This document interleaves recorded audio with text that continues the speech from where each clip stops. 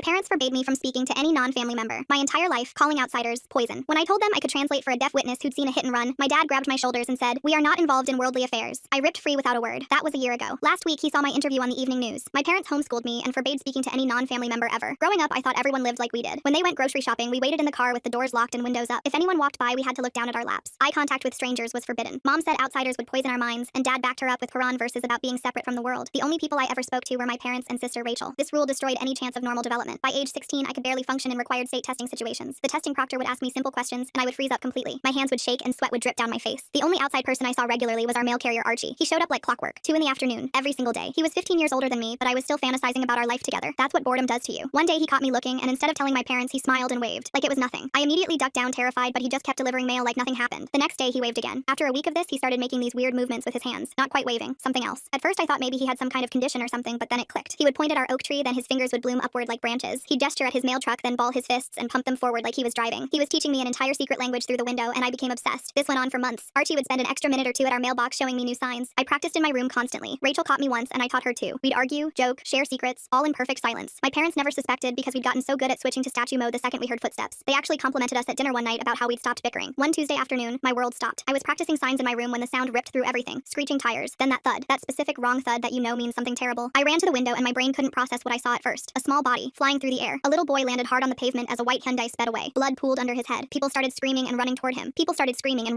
I pressed my face against the glass hard enough to leave marks, trying to see if his chest was moving at all. That's when I noticed a woman standing frozen on the sidewalk. She was frantically signing and pointing at the fleeing car, but she might as well have been invisible. Nobody understood her. She kept spelling out letters and numbers, but everyone just stared like she was having some kind of breakdown. My whole body shook as it hit me. She saw the plate. She knew who did this. She was trying to tell them, but her words were trapped in her hands. The boy still hadn't moved. Someone was yelling about calling 911. The deaf woman kept signing the same sequence over and over. BR7492. She saw the plate number but couldn't communicate it. I knew those signs. Archie had taught me letters and numbers last month. My parents' rules thundered in my ears, but that little boy was dying. There wasn't time to be scared. I sprinted downstairs where Mom was teaching Rachel mathematics. "There's been an accident," I gasped. "A hit and run. A boy got hit." Mom jumped up and I saw her shift into lockdown mode instantly. "Stay inside. Do not go out there." She moved toward the window and I knew the second she saw that crowd we'd be barricaded in for days. "Mom, please. There's a deaf witness. She saw the license plate but no one understands her. I know sign language. I can help." The words crashed out of me in a desperate rush. "You know what? How could you possibly know that?" Her face transformed. Confusion, then understanding, then pure fury. "Have you been communicating with outsiders?" Dad came running from his office. "What's happening?" Through the window we could see paramedics arriving. The boy was so still. Too still. The deaf woman was crying now, her signs getting sloppier, more desperate, still trying to tell anyone who would look at her. "Your daughter has been secretly learning sign language." Mom spat. "She wants to go talk to strangers." "Please," I screamed. "That boy is dying and she saw who did it. No one else can understand her. Please let me help." Dad grabbed my shoulders hard. "You deliberately disobeyed us. You put this entire family at risk of contamination." His fingers dug into my skin. "We are not involved in worldly affairs." I wrenched away from him and ran for the door. Mom shrieked behind me, but I didn't stop. I burst outside for the first time in years without permission. The sunlight felt alien on my skin. People turned to stare as I ran barefoot across our yard. The deaf woman saw me approaching and started signing frantically. I signed back, "I understand you," and her eyes went wide. "License plate," she signed. "BR7492, white Hyundai, Michigan plates." I spun toward the nearest adult. The words felt strange in my mouth after years of silence. "BR7492, white Hyundai, Michigan plates." I managed to get out to the nearest cop who grabbed his radio immediately and started calling it in while the paramedics worked on Lucas's still form. The deaf woman, Diana, grabbed my hands and signed "thank you" over and over with tears streaming down her face as more police cars arrived and officers started taking statements from everyone. I stood there shaking as reality crashed down on me that I'd just broken every rule my parents had ever made, but Lucas was being loaded into an ambulance and that mattered more than anything else. Mom yanked me back inside so hard my shoulder popped and Dad slammed the door behind us while Rachel watched from the stairs with huge eyes. They screamed at me for 20 minutes straight about contamination and disobedience and how I destroyed our family's purity, but I just kept seeing Lucas's blood spreading on the asphalt. The next 3 weeks passed in a blur of punishment and isolation, where they took away my window privileges and made me copy religious texts for 12 hours a day, while news vans parked outside our house because somehow word got out that a homeschooled girl had helped solve a hit and run. Diana found my number somehow and started texting me updates about Lucas, who survived, but with severe brain damage that would need years of therapy, and she mentioned his mom was desperate for answers since the police said they couldn't find the car with those plates. That's when everything shifted because we were packing boxes for our punishment move to a smaller house, when I noticed our new neighbor, Mrs. Patterson, had security cameras all along her driveway, pointing directly at the street where Lucas got hit. I signed to Rachel about the cameras while pretending to pack dishes, and she immediately understood what that could mean for the case. 2 days into the move, Rachel suddenly doubled over, screaming and clutching her stomach while we were carrying boxes, and when she yelled about appendix pain, Mom went completely white because their medical knowledge came from outdated books. Dad finally agreed to take her to the emergency room after she started writhing on the floor, and I watched them speed away knowing Rachel was faking the whole thing perfectly. The second their car turned the corner, I called Diana and told her about Mrs. Patterson's cameras, and she said she'd be there in 15 minutes with someone who could help. A van pulled up and Diana jumped out with a tall guy who introduced himself as Trevor, Lucas's uncle who worked in IT, and they followed me to where I could point out Mrs. Patterson's house from our window. Trevor pulled out a laptop and started typing rapidly, while explaining he could access cloud storage if we got close enough to her Wi-Fi, and Diana kept watch while I stood there with my heart hammering against my ribs. We crept along the side of Mrs. Patterson's house where Trevor connected to her network, and his fingers flew across the keyboard, pulling up file after file of security footage from the past month. I leaned over his shoulder as he scrolled through timestamps and suddenly froze when Archie's mail truck appeared on screen from 3 weeks before the accident, with Mrs. Patterson cornering him by her car and jabbing her finger in his face. The timestamp jumped to the day of the accident and my stomach dropped as we watched Mrs. Patterson sitting in her white Hyundai at 1:47 p.m. drinking from a wine bottle while holding up her phone phone recording herself laughing at something. Trevor saved everything to 3 different drives while Diana watched the footage of Mrs. Patterson clearly drunk just 13 minutes before she hit Lucas, and we all knew this changed everything. We heard a car approaching, and I sprinted back inside just as my parents' car pulled into the driveway with Rachel, who gave me the tiniest thumbs up while Mom ranted about incompetent doctors who couldn't find anything wrong. That night, Trevor sent me files that made my stomach drop because there were 2 other kids hit by white Hyundais in the past 3 years, and both cases went cold after the sergeant took over the investigations. The next morning, 3 black SUVs pulled into our driveway, and federal agents surrounded our house while Dad scrambled to lock all the doors, but they had warrants. They brought us all into the living room where an agent explained that the sergeant had been covering for his wife's drunk driving for years, and Lucas wasn't her first victim. What makes me wonder is how Archie just happened to create this whole sign language system out of nowhere. Was he always planning to teach someone through a window? My hands shook as I realized we'd stumbled into something way bigger than one accident. The doorbell rang and Diana walked in with Archie right behind her, and seeing him without glass between us felt like stepping into another dimension. He signed and spoke at the same time, telling me I'd saved his job and gotten justice for Lucas, while my parents sat frozen, refusing to even look at them. The agent explained that Rachel and I would need to testify before a grand jury about everything we'd witnessed and documented. My parents stayed rigid in their chairs like they were trying to disappear into the furniture. The front door opened again and Trevor Williams entered with a woman whose eyes were red and puffy from crying. Linda Williams walked straight to me with tears streaming down her face and wrapped her arms around me, saying thank you for speaking up when nobody else would listen. It was the first time anyone outside my family had ever hugged me, and my whole body went stiff, not knowing how to respond. Dad jumped up suddenly announcing we were leaving and nobody could force us to stay, but the agent pulled out more papers. He explained that Rachel and I were under federal protection until the trial and Child Protective Services had been notified about our isolation. Mom's face went white as the agent said we'd be placed in temporary foster care while CPS investigated our living situation. 2 days later, Rachel and I were sitting in Diana's kitchen while she showed us how to use a cell phone properly. Every normal thing felt impossible, like ordering food from a menu or talking to the cashier at the store. Rachel picked it up fast and was already playing with the neighbor kids while I watched from the window, still scared to go outside without permission. At night, I couldn't sleep in a room without locks because the freedom felt wrong, like I was breaking rules just by existing. Diana tried teaching me basic stuff like how to introduce myself to people or make small talk, but my brain kept freezing up. 3 weeks later, we sat in a big room with wood panels on the walls while I testified for 3 hours about the sign language and finding the security footage. My voice got stronger with each answer, and Rachel testified about how we'd never been allowed to leave the house or talk to anyone. The grand jury voted to indict both the sergeant and his wife on multiple charges, including obstruction of justice and vehicular manslaughter. The next morning, cops surrounded Mrs. Patterson's house while neighbors gathered on their lawns to watch. She screamed that those terrorist kids were lying and setting her up as they put her in handcuffs. At the police station, other officers watched in silence as the sergeant was arrested at his own desk. The news cameras caught everything as they dragged him out in handcuffs while his former buddies wouldn't even look at him. Over the next few weeks, our lives changed completely. Rachel started going to regular school for the first time and discovered she was really good at arguing with people. She joined the debate team after just 2 weeks and won her first competition by the end of the month. The coach pulled me aside after watching her destroy 3 seniors in practice rounds. He said she had natural talent most kids never develop. Rachel told me later that all those years of silent arguments with me had trained her brain differently. She could see multiple sides of everything instantly and counter any point before her opponent finished making it. Meanwhile, our parents sat in separate jail cells waiting for their own trials to start. Dad requested a supervised meeting with us after 3 weeks inside. We sat across from him in a small gray room while a social worker watched from the corner. His hands shook as he looked at us, and I noticed how much weight he'd lost already. He told us he'd failed as a father and let fear control our whole family. He said Mom's paranoia had infected him slowly over the years until he couldn't see how wrong it all was. Mom refused to meet with us because she still believed she'd done nothing wrong. The prosecutor handling the Patterson case called me in for another meeting that same week. She had news that made my stomach drop. My parents were being investigated for child abuse and educational neglect by the state. The prosecutor said Rachel and I might have to testify against them too. Everything kept getting worse instead of better. Diana started visiting us at the group home twice a week to help me study for my GED test. She brought practice books and sat with me for hours going over math and science I'd never learned properly. She kept telling me I was brilliant and that my parents couldn't stop my mind from growing even locked in that house. The test itself was easier than I expected after all her help. My scores came back high enough for college admission, which felt impossible considering where I'd started. Diana hugged me so hard when we got the results that I couldn't breathe for a second. 3 months after Lucas died, his mom Linda asked if I wanted to visit his grave with her. I wasn't sure I could handle it, but something made me say yes. We stood there in the cemetery while she told me about her son. He'd been learning sign language at school to talk to his deaf cousin who lived in California. The coincidence hit me so hard I had to sit down on the grass. This little boy who died had been learning the same language that saved me. Linda showed me videos on her phone of him practicing his signs with such concentration on his tiny face. The trial finally started 6 months after that terrible day. The courthouse was packed with reporters and angry neighbors who'd known the Pattersons for years. I took the stand on the first day feeling stronger than I ever had before. Months of therapy had helped me find my voice even though my hands still shook. Mrs. Patterson's lawyer tried to make me look crazy because of how I was raised. He kept asking if I really understood what I'd seen since I'd been isolated my whole life. The prosecutor objected over and over while I stayed calm and repeated exactly what happened. I described every detail from the white Hyundai speeding away to Diana signing the license plate number. The jury watched me carefully, and I could see some of them taking notes. Archie testified the next day about teaching me sign language through the window. He explained how Mrs. Patterson had threatened him multiple times for talking to our family. The prosecutor played security footage from the liquor store showing Mrs. Patterson buying wine 20 minutes before the accident. Then came the Instagram video her friend had posted of them doing shots in her kitchen an hour before Lucas died. The jury looked sick watching it, especially when the timestamp appeared on screen. Rachel sat in the gallery the whole time signing encouragement to me whenever I looked over. Our secret language that we'd hidden for so long was helping put a killer in prison. Even Mom watched from her spot in the back row, and I saw something change in her face when Rachel signed, "I love you" to me. Mrs. Patterson took the stand on day 3 claiming I was lying because my parents had programmed me to hate normal Americans. She said we were terrorists who wanted to destroy good Christian families like hers. The prosecutor destroyed her with the security footage from the intersection showing her car running the red light. The video was so clear you could see her looking at her phone instead of the road. Then came the evidence about her husband trying to cover everything up. The prosecutor had hundreds of emails between the sergeant and other officers about changing reports. He'd threatened 3 different cops who wanted to investigate properly and destroyed the original accident report. The conspiracy went all the way up to the deputy chief who'd been taking bribes for years. During the lunch recess, I ended up in the witness waiting room with 3 other people who'd all tried to report Mrs. Patterson before. The first guy showed me his police report from 6 months ago when she'd sideswiped his car while drunk at noon. The cops never followed up. The second woman had dashcam footage of Mrs. Patterson running a red light and almost hitting a family in a crosswalk. She'd sent it to the police department 4 times. The third person was an elderly man whose granddaughter went to school with Lucas. He'd complained to the principal relatable about Mrs. Patterson picking up her own kids while obviously drunk, but nothing happened. We all sat there realizing that if anyone had listened to us, Lucas would still be alive. When court resumed for closing arguments, the prosecutor stood up and pointed right at me. He called me a hero who broke free from imprisonment to save lives. He said my courage exposed not just one drunk driver, but an entire corrupt system. The defense attorney tried to paint me as a manipulated child seeking attention. She said I was confused and traumatized by my upbringing. She claimed Diana had coached me to lie for sympathy. Every word felt like a slap, but I kept my eyes on the photo of Lucas they'd put on the evidence table. That little boy deserved justice no matter what they said about me. The jury left to deliberate and we all filed out. In the hallway, I found myself standing next to a girl about my age. She introduced herself as Amy, Trevor Wilson's daughter. Her dad was the witness who'd tried to help Lucas. We started talking about normal things like college and what we wanted to study. She was going to Michigan State for engineering. I told her I'd applied to University of Michigan for social work. It hit me that I could actually imagine a future now. I could see myself in classes and making friends and living a normal life. The jury took 2 whole days to decide. Diana kept me and Rachel busy with cooking lessons and shopping trips and movie nights. We made homemade pizza and watched comedies and painted our nails. Lucas learning sign language to talk to his deaf cousin while the same language ended up exposing his killer. That's the kind of plot twist that makes you believe the universe has a really dark sense of humor. She was building us a new kind of family from scratch. We were learning how to be normal teenagers. On the second afternoon, the bailiff called us back. The courtroom was packed. Mrs. Patterson sat there looking small and scared while her husband, the sergeant, just stared at the table. The judge asked if the jury had reached a verdict. The foreman stood up and said yes. Guilty on all counts for Mrs. Patterson. 25 years for vehicular homicide, DUI, and conspiracy to obstruct justice. Guilty on all counts for the sergeant. 20 years for corruption, evidence tampering, and conspiracy. The courtroom exploded. People were crying and cheering at the same time. Linda Moore, Lucas's mom, collapsed into her chair sobbing with relief. I went over and held her while she cried. She grabbed my hands and whispered that I'd given Lucas justice. Across the room, Archie was signing to me from the gallery. You found your voice, his hand said. Outside the courthouse, reporters swarmed us immediately. Cameras and microphones pushed toward my face from every direction. I froze at first, my old training kicking in. Then I remembered I didn't have to be silent anymore. I looked straight at the cameras and spoke clearly. A child died because adults failed him. I just told the truth. My voice didn't shake at all. A week later, we sat in a CPS office while they read their final ruling. My parents would need to complete extensive counseling and parenting classes before any unsupervised contact with us. Rachel and I would remain with Diana indefinitely. Mom and Dad sat across from us looking defeated. They'd fought it at first, but their lawyer told them they'd lose. The next day, a thick envelope arrived from the University of Michigan. Diana and Rachel watched as I opened it. Full scholarship based on my GED scores and extraordinary circumstances. They wanted me to study social work to help other isolated children. I'd written about my experience in my application essay. Rachel hugged me so hard I couldn't breathe. 2 weeks later, we had our first supervised visit with our parents. The social worker sat in the corner taking notes while we talked. Mom looked different somehow, smaller. She started crying halfway through, and for the first time in my life, she admitted she was wrong. I was so afraid of the world hurting you that I hurt you myself, she said. Dad nodded beside her. They'd been going to therapy 3 times a week. The therapist was helping them understand how their fear had turned into abuse. It was just the first step, but it was something. 3 weeks later, I found Archie on his mail route 2 blocks from our old house, and my hands shook as I approached him for the first time outside of signing through glass. He looked up from sorting letters, and his whole face broke into this huge smile that made me realize how much he'd been worrying about me since everything happened. You saved my life, I told him, and watched him shake his head immediately. You saved your own life. I just showed you a window existed. He pulled me into this quick hug that smelled like mail truck vinyl and aftershave before heading back to work, and I stood there on the sidewalk feeling like maybe I could actually do this whole existing in the world thing. Rachel's debate tournament came 4 months later, and watching her stand at that podium arguing about religious freedom versus child welfare made my chest hurt in the best way possible. Mom and Dad sat 3 rows behind me, and I could see Mom's hands twisted together in her lap as Rachel explained how isolation isn't protection and how faith shouldn't require cutting yourself off from humanity. The judges gave her first place, and when she walked off that stage, Dad actually stood up and clapped even though his face looked like he was working through some serious internal stuff. Community college started that fall, and I picked morning classes thinking fewer people would be around, but the parking lot was still packed at 7:30, and I sat in my car for 20 minutes before finally walking into that building. The first few weeks were rough, and I'd find spots in empty hallways between classes just to breathe, but by December I'd made 2 friends who didn't mind that I sometimes went quiet or needed to step outside when rooms got too crowded. Trevor, the family therapist, had us all sitting in his office every Thursday, and those sessions were hard with Dad admitting he'd used religion to control us, and Mom crying about how her own childhood trauma made her think walls were the only way to keep us safe. Trust was going to take years to rebuild, but at least we were talking now instead of just following rules nobody questioned. 6 months after the trial, Diana asked if I wanted to help at the Deaf Advocacy Center, and that first day teaching sign language to other isolated teens felt like coming full circle. This girl Sarah showed up with the same scared look I probably had that day. I ran outside, and when she signed thank you after our session, I had to excuse myself to the bathroom to get it together. Diana found me there and just held me while I processed that maybe something good could come from all the bad. Lucas's elementary school invited us to the Memorial Garden dedication, and seeing that plaque reading "Justice Through Truth" while his classmates sang some song about friendship made Rachel grab my hand so tight it hurt. We stood there as part of the community for the first time, and nobody stared at us like we were weird or different, and his mom came over to thank us again, even though we kept telling her we just did what anyone should do. Dad got a job at Ace Hardware 6 months later, and watching him learn to work a register and talk to customers about drill bits was surreal after years of him hiding in his office. Mom still struggled more, and some days she couldn't leave the house, but she'd started going to the support group for religious trauma survivors, and last week she actually went grocery shopping alone. Diana had us over for dinner every Sunday, and watching me and Rachel sign across her table while eating her famous pot roast felt so normal now, even though a year ago we were doing it in secret terror. We'd taught Diana's daughter Emma our old secret signs, and she'd added her own, and sometimes the 4 of us would have entire conversations without making a sound, just because we could. The letter came on a Tuesday, and seeing my story in some newspaper had apparently helped this girl in Texas, whose parents had similar rules, and she wrote that I'd given her hope that there was life beyond those walls. I wrote her back immediately and told her about the Advocacy Center and gave her resources, and Diana helped me set up this whole correspondence program for isolated kids reaching out. Standing at the University of Michigan campus that next fall with my acceptance letter in my hand felt impossible, but there I was with Rachel waving from Diana's car and my own dorm key, and a class schedule that included Introduction to Social Work, because maybe I could help other kids trapped behind windows. I wasn't that girl watching life happen anymore, and I wasn't even the girl who ran outside to save someone, because now I was just Maya, and that was enough. And as I walked toward the registration building, I didn't look back once. Thanks for letting me wonder along with you through all this. It's definitely been interesting spending this time together. Until next time, like the video. It helps more than you think.